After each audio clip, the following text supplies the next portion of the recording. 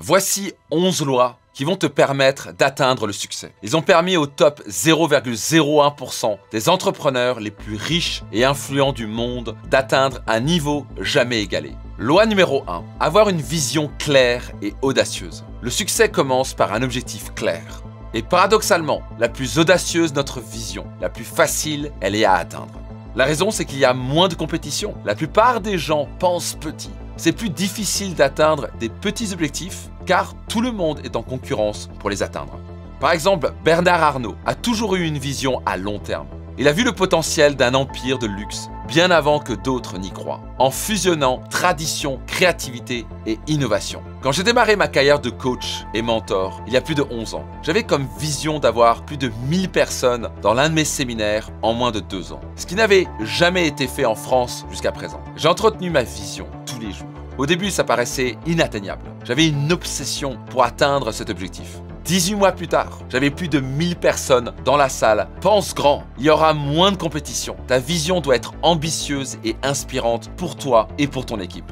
L'impossible devient possible quand on a une vision claire et ambitieuse. Loi numéro 2, cultiver la résilience et la patience. Dans les années 90, François Pinault dirigeait une entreprise spécialisée dans le bois et le commerce. Bien que rentable, il réalisait que ce secteur avait des perspectives limitées. Il a décidé de se diversifier en rachetant des entreprises dans le domaine de la distribution, puis dans le luxe. L'acquisition de Gucci en 1999 est devenue un moment décisif. Il a dû affronter Bernard Arnault, le PDG d'LVMH, dans une bataille féroce pour le contrôle de Gucci. Arnault voulait s'emparer de la marque pour l'intégrer à son empire de luxe. Arnault avait discrètement acheté 34,4% des parts de Gucci, menaçant de prendre le contrôle total. François Pinault est intervenu et a proposé à Gucci une offre stratégique pour contrer LVMH. Malgré l'intense pression, Pinault a su jouer les cartes avec intelligence, proposant une solution qui plaisait aux dirigeants de Gucci. Le résultat, après des mois de négociations et des batailles juridiques, François Pinault a réussi à acquérir 42% de Gucci, évinçant LVMH et consolidant son entrée dans le secteur du luxe. Cette expérience a été une démonstration claire de sa capacité à résister à des défis colossaux, à prendre des décisions audacieuses et à rester patient pour construire une stratégie gagnante face à un rival redoutable. Quand j'ai lancé ma première entreprise, cela m'a mis plus de 5 ans avant que je dépasse les 10 000 € par mois. Une fois cette étape atteinte, 4 ans plus tard, j'étais millionnaire.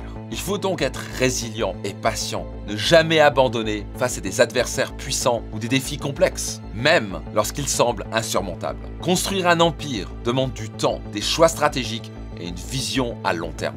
Loi numéro 3, être audacieux. Prenons un autre exemple, Bernard Tapie, qui a bâti sa carrière sur l'audace et la prise de risque. Dès ses débuts, il a su acheter des entreprises en difficulté pour les transformer en succès commerciaux, comme la Vie Claire ou encore Adidas. En 1990, il rachète Adidas, une marque alors en crise, et redresse la société en modernisant son image et en diversifiant les produits. L'audace consiste à repérer des opportunités là où d'autres voient des problèmes.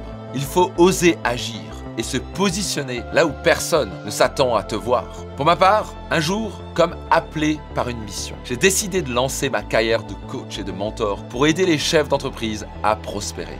Les gens m'ont pris pour un fou. Tout risqué pour démarrer quelque chose de zéro, mais cette décision audacieuse m'a permis de décupler mon impact et croître personnellement comme je n'aurais jamais imaginé. Maintenant, c'est plus de 25 000 clients que nous servons. Prends des décisions audacieuses, quelque chose qui te sort de ta zone de confort.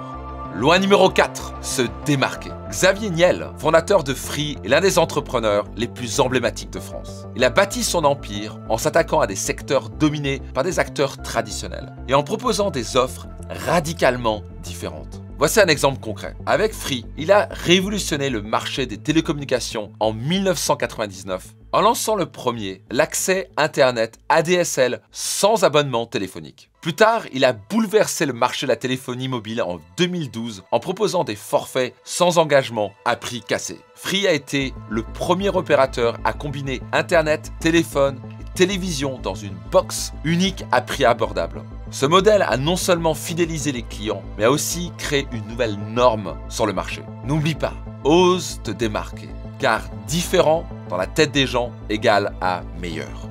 Loi numéro 5, être stratégique. Vincent Bolloré est un maître de la stratégie financière et d'influence. à travers sa holding familiale, le groupe Bolloré. En 2012, Bolloré a pris une participation significative dans Vivendi, en échange de ses parts dans Havas. Vivendi possède Canal+, Universal, Music Group, Gameloft et d'autres actifs majeurs. Bolloré a ensuite lentement mais sûrement augmenté sa participation dans Vivendi jusqu'à devenir l'actionnaire de contrôle.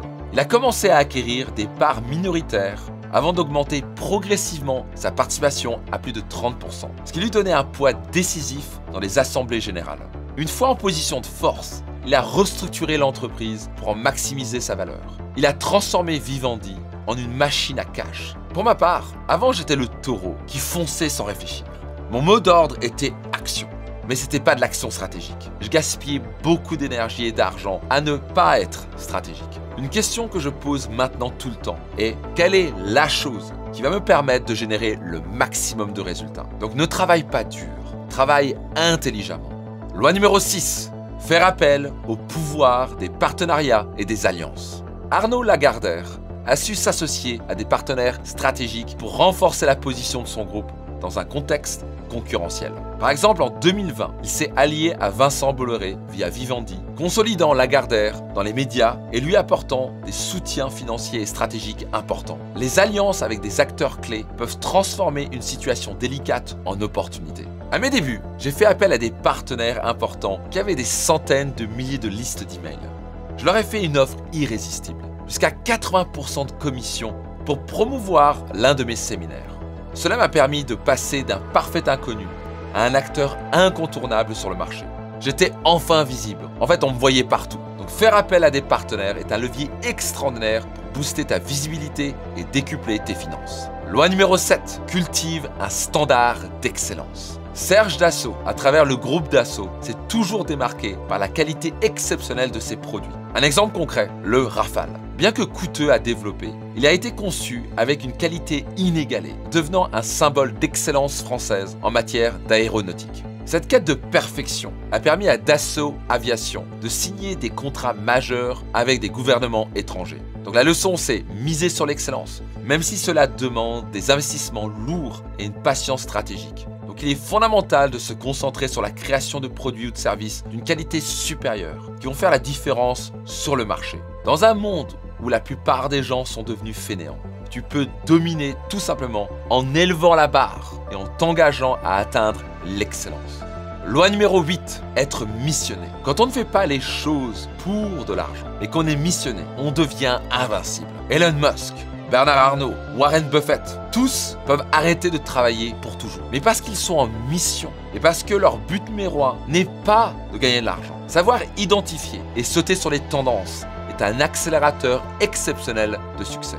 Steve Jobs s'est positionné au bon moment sur la vague des nouvelles technologies et l'arrivée des ordinateurs personnels. Liliane Bettencourt, l'une des femmes les plus riches du monde, à la tête de L'Oréal, a toujours été un pionnier dans l'innovation cosmétique et dans la recherche scientifique. Donc si on prend l'exemple de L'Oréal, ils ont constamment investi massivement dans la recherche et le développement. Ils ont mis l'accent sur la personnalisation, la durabilité et l'éthique, ce qui leur a permis de capturer de nouveaux marchés et de séduire de nouveaux consommateurs exigeants. Le succès repose sur une capacité à innover constamment et à s'adapter aux attentes changeantes des consommateurs. Loi numéro 10. Utilise plus de leviers. Donne-moi un point d'appui et un levier assez long et je soulèverai la terre. Archimède. Les gens très riches utilisent 4 types de leviers majeurs. Levier de temps, en utilisant le temps des autres. Par exemple, si tu as 10 commerciaux, tu vas vendre bien plus que toi tout seul dans ton coin.